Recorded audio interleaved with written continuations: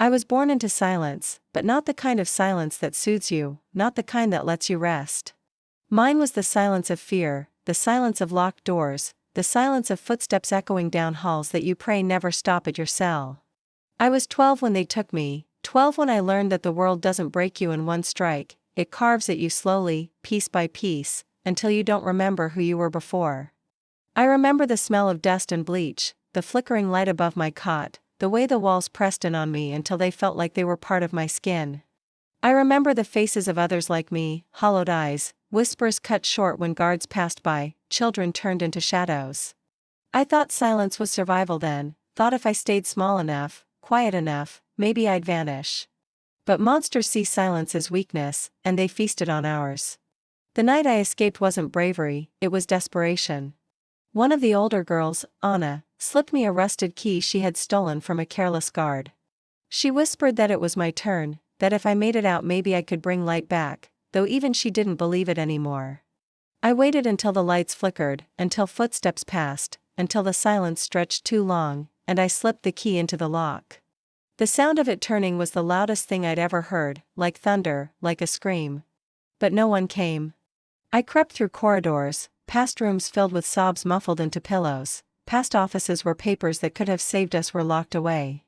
I didn't look back. I ran into the night barefoot, the cold biting at my feet, my lungs tearing with air that felt too sharp to be real. And when I reached the highway, headlights blinded me, and for a moment I thought freedom was just another trap. But a truck slowed, a woman's voice gasped, and then arms wrapped me in a blanket, trembling with shock. They said I was lucky. Lucky to be alive, lucky to escape, lucky to be taken to a shelter where my name was written down as Mara Vale, a name I almost didn't recognize. But luck is cruel, because freedom doesn't erase what you survived, it only changes the shape of your cage. I lived in silence still, not because I had to, but because words felt foreign, like they belonged to someone else. When people asked me questions, I stared through them. When therapists tried to guide me, I shut down. My world became notebooks filled with scribbles, numbers, codes, fragments. Because I couldn't speak what had happened, but I could encrypt it. In the years that followed, I built myself in shadows. While others tried to heal in sunlight, I learned to live in the dark. I devoured books on cryptography, obsessed over ciphers and patterns, taught myself to see language not as words but as puzzles. If the world had spoken to me in violence, I would answer in codes. I broke into libraries, into networks, into systems not because I wanted power but because I wanted control. Control of information, control of secrets, control of the silence that had once buried me. But the world doesn't forgive survivors. When I tried to tell my story, no one listened. When I whispered names, they were erased. When I begged for justice, I was met with cold stares. Because the men who had owned that place weren't criminals in the eyes of the law, they were businessmen, politicians, men with clean shoes and dirty hands. They paid to bury the truth, and once again I was just a child locked in silence. Only now I was older, sharper, angrier. The first time I struck back, it wasn't violence, it was exposure. I hacked into a local network, leaked files I had found buried in archives, sent coded messages into forums where I knew someone, somewhere, might listen. I signed the message with a single word, cipher. And for the first time in my life, my silence became a voice. People whispered online, trying to decode the strings of numbers and symbols I left. They didn't know it was me, but they knew it meant something, and in their curiosity I found power. Cipher was not just a name, it was a mask, an armor. Through her, I became untouchable. I could haunt the men who thought I was still a broken girl. I could enter their systems, their phones, their accounts, and leave behind fragments of truth like shards of glass in their bedsheets. One man, a judge who had once buried evidence of the ring, woke to find his private emails scrolling across every screen in his home. Another, a businessman whose money had funded the cages, discovered his daughter's favorite online game hacked, every level replaced with images of the children he had damned. I didn't kill them. I didn't need to. Exposure was sharper than any knife. But the deeper I went, the more I realized this wasn't just about a few men. The ring was bigger, sprawling, tied into systems of power I couldn't yet see. And so I encoded everything, every discovery, every file, into puzzles only I could read. It became my diary, my confession, my war journal. Every code I released online carried a piece of the truth, disguised as riddles, as equations, as strange patterns that obsessed the forums who found them. Some thought it was art, some thought it was madness, but those who mattered knew. They knew Cipher was real, and Cipher was coming. The first time I faced one of them in person, I almost faltered. It was a senator, one who had laughed on television about fake trafficking claims, who had hidden behind smiles and security. I followed him for weeks, traced his routines, his routes, his weaknesses. And one night, I was waiting in his car, the locks jammed, the screens on his dashboard flickering with code. He froze when he saw me, a woman with hollow eyes and steady hands, and for the first time, I spoke. My voice was cracked, raw, but it carried weight. "You remember me," I said, and he did. He knew my face, though he had hoped never to see it again. I didn't kill him. I whispered a number into his ear, the number of the cell I had been locked in, the number he had signed off as non-existent. He begged, he cried, but when I left his car, I knew his silence would follow him into the grave. Days later, he was found in his office, collapsed with a gun still warm in his hand. That was the night Cipher was born fully. Not just a whisper online, but a shadow in their lives, a code they couldn't crack, a ghost they couldn't erase. And for the first time, I felt my silence shift. It wasn't weakness anymore. It was power. But power draws eyes. And as my messages spread, as my codes lit up forums and whispers, I began to notice something strange. Someone was answering me. Not with words, but with countercodes, riddles threaded into the places I left my marks. A white cipher to my black, a reflection of me but inverted. At first I thought it was paranoia, but soon I realized it was deliberate. Someone was watching me, someone who knew my language, someone who wanted me to know they existed. And as much as I hated it, as much as it crawled under my skin, a part of me wasn't afraid. A part of me was curious. Because if I wasn't the only cipher, then maybe I wasn't the only one who had survived. Maybe there were others, hidden like me, encoded into the silence of this broken world. But I didn't stop. I couldn't. Because every code I sent out carried not just vengeance but hope. Hope that someone trapped in silence might see it, might decode it, might realize they weren't alone. And if even one girl, one boy, one forgotten child found strength in my riddles, then Cipher wasn't just revenge. Cipher was survival. I am Mara Vale. I am Cipher. And my silence is no longer my prison. It is my weapon. The world began to whisper my name though no one knew my face. Cipher became a myth, a ghost stitched into forums and late-night whispers, an invisible hand that pulled down the powerful while leaving nothing but riddles behind. I never planned to become a legend, I only wanted them to remember, to fear, to feel even a fragment of the helplessness they had carved into us. But revenge has a gravity, once you step into its orbit you cannot escape, you spiral deeper and deeper until it consumes everything else. And I was consumed. I traced money laundering routes like veins under the skin of cities, broke into accounts, hijacked networks, leaked files that exposed politicians smiling in public while bleeding children in secret rooms. The first few times I felt something like triumph, not joy but a heavy satisfaction that maybe I had cut away some of the rot. But soon I learned that rot grows back, it spreads deeper, its roots are buried in places the sunlight never reaches. Each message I left behind was more elaborate, more dangerous. One came disguised as a crossword puzzle posted in a harmless newspaper forum, each clue when solved revealed a piece of a senator's crimes. Another was hidden in a music file, the rhythm of the notes spelling out bank accounts used for trafficking. People online obsessed over them, decoding, arguing, competing. They didn't know the full truth but they felt the danger in it, they felt that the codes weren't just games, they were knives. And the predators who recognized themselves in my patterns began to unravel. They hired private security, they locked themselves behind thicker walls, they called me a terrorist, a hacker, a threat to stability. But in their panic, they admitted something they never meant to, that I was real, that Cipher was more than a ghost story. One man in particular, a corporate titan named Harridan Knox, became my focus. He had built an empire on shipping routes, but behind his glossy ads of families and progress were crates filled with stolen lives. I found the manifests, the falsified customs records, the encrypted orders. His whole fortune was soaked in blood. I spent weeks weaving the code that would unravel him.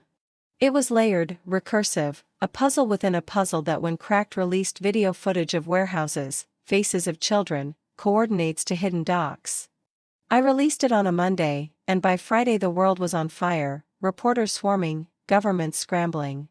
Knox tried to deny it, tried to paint himself as the victim of malicious hackers, but the evidence was undeniable. Days later, he was found dead. The official report said heart attack, but I knew fear can stop a heart faster than any disease. But the victory was tainted. Because alongside my code there appeared another message. Not mine. A reply.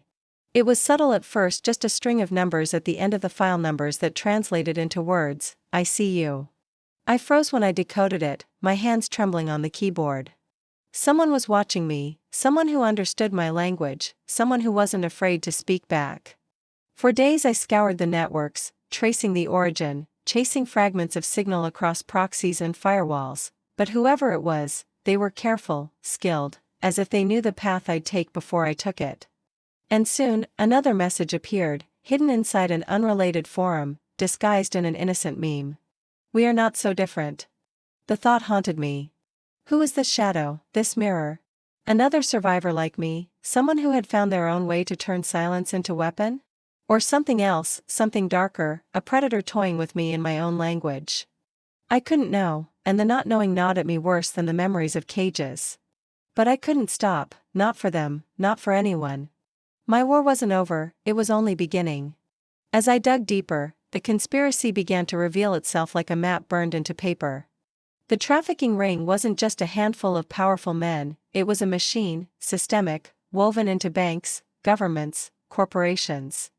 Judges who dismissed cases weren't careless, they were complicit. Police who lost evidence weren't incompetent, they were paid. Charities that claimed to fight for children were siphoning funds back into the very networks they pretended to oppose. It was a hydra, cut off one head and two more rows. But unlike the myths, I didn't have a sword, I had silence and code, and I was willing to wield them until my hands bled. I crafted my next strike with surgical precision. I targeted a charity gala, a glittering event where the very people funding the cages wore masks of benevolence. I didn't need to be there in person, my presence was woven into the screens, the lights, the very heartbeat of the building. As they raised glasses of champagne, the projector flickered, and instead of smiling logos, faces of missing children stared back at them. Instead of speeches about hope, their own emails, their own signatures, their own files scrolled across the walls. Panic spread through the room like wildfire, security scrambling, donors fainting, masks slipping. And when the lights died, a final message glowed across every surface, Cipher is watching. The fallout was chaos. Investigations opened, names leaked, fortunes crumbled. But I knew it wasn't enough, because chaos doesn't always lead to justice, sometimes it leads to cover-ups deeper than before. And still, the shadow followed me, leaving replies in hidden places, always short, always pointed. You are not alone. The code will eat you too. The silence is a prison you built yourself. I hated them, hated the intrusion, the way they crawled inside my war, but I also couldn't deny the truth in their words. Because sometimes, in the quiet after a strike, when my screens went dark, and the city slept, I wondered if I was free or if I had only built a bigger cage for myself. But there was no turning back. I tracked a judge next, one who had personally overseen dozens of dismissed cases against traffickers. I broke into his private files, uncovered not just bribes but recordings, his own voice laughing about lost evidence while sipping whiskey. I leaked it all, timed perfectly with his re-election campaign. Overnight his career ended, his family fled, his house was vandalized. I watched from the shadows, not with joy but with cold satisfaction, because this wasn't justice, it was survival. Every strike I made was one less monster with power, one less voice silencing the truth. Yet even as I struck, I couldn't shake the shadow. The codes they left grew more complex, more intimate, weaving references only someone like me would understand. It was like a conversation, one I hadn't agreed to but couldn't walk away from. At times their messages felt mocking, at others almost protective, as if they were warning me of dangers I hadn't yet seen. Once, buried inside a data leak I unleashed, I found their counter-message layered in, they already know your face. The words chilled me, because it meant they weren't just watching my codes, they were watching me. And they were right. After Knox, after the gala, after the judge, the authorities had started circling closer. Reports whispered of a female hacker, surveillance units combed networks, faces of women who survived trafficking flashed in articles with speculation. They didn't know it was me, not yet, but the walls were narrowing. And I knew the shadow wasn't lying, I was being hunted from both sides now. By predators who wanted me silenced forever, and by enforcers who wanted me caged again, this time with laws instead of chains. Still, I didn't stop. Because I couldn't. My codes were no longer just my voice, they were my blood, my breath, my reason to keep moving. Each one was a confession, each one a fragment of my soul encrypted and released into the wild. And maybe that was the point, maybe even if no one ever saw my face, they would see my truth in the riddles I left behind. The hunt wasn't just mine anymore, it was theirs too. Every predator I targeted became paranoid, every forum I touched became electric, every shadowed alley became a battlefield. And at the center of it all, me, Mara Vale, Cipher, the girl who once believed silence was survival. Now learning silence could be war. But the deeper I dug, the more I saw patterns too vast for one person to unravel, and the more I felt the shadow was hurting me, nudging me toward something bigger, something I wasn't ready to face. The codes they left weren't just conversation, they were maps, breadcrumbs leading me into the heart of the machine. And I was going to follow. Because this was never just about revenge anymore. It was about burning down the system that thought silence could keep us buried forever. The city had begun to hum with my presence. News anchors spat my name with venom. Forums lit up at every new riddle. Predators flinched at shadows that might hide my codes, and still I moved unseen, a ghost born from silence. But ghosts cannot haunt forever, they are drawn to their unfinished business. And I knew mine was leading me to the heart of the machine, the mastermind behind the cages, the architect of the network that had stolen years from me and countless others. I followed money trails disguised as charitable donations, traced encrypted calls rerouted through embassies, pieced together fragments left in court documents no one else thought to connect. Every line, every pattern, every cipher I cracked pointed to one name that had been hidden in plain sight. Adrian Kale. Philanthropist, media darling, the man whose face smiled down from billboards promising a brighter future, the man who had been called a savior of children for decades. And yet behind the mask of benevolence, he was the one who had designed the entire system, ensuring that for every child saved in the light, dozens more were stolen in the dark. When I first whispered his name to myself, I felt the world tilt. Kale was untouchable, too powerful, too beloved, his hands washed clean in public while dripping with blood in secret. Exposing him wouldn't be enough, because people don't want to believe their saints are devils. They would defend him, bury me, call me liar, criminal, deranged. No, Kale needed to be undone in a way the world couldn't deny, a way that left nothing but silence in his place. And so I began crafting the final code, the one that would unravel him completely, the one that would consume us both if it had to. But I wasn't alone anymore. The shadow coder was everywhere now, their replies sharper, their riddles entwined with mine as if weaving a duet. "You're getting closer," they wrote once, hidden inside a corrupted video frame. "But the silence isn't ready for the truth," came another, embedded in the metadata of a leaked file. I hated their presence, hated how they seemed to know my path better than I did, but I couldn't ignore them, because their warnings, twisted as they were, kept me alive. One night, just as I was about to breach a heavily guarded server tied to Kale's foundation, a string of numbers appeared across my own screen, unbidden, glowing like fire. It translated into 3 words: "It's a trap." I froze, hesitated, rerouted, and minutes later watched as the server detonated itself with a worm designed to fry any system connected. If I had entered seconds earlier, everything I had built would have been gone. For the first time, I asked myself out loud, "Who are you?" The silence answered back with nothing, but deep down I knew the shadow wasn't my enemy.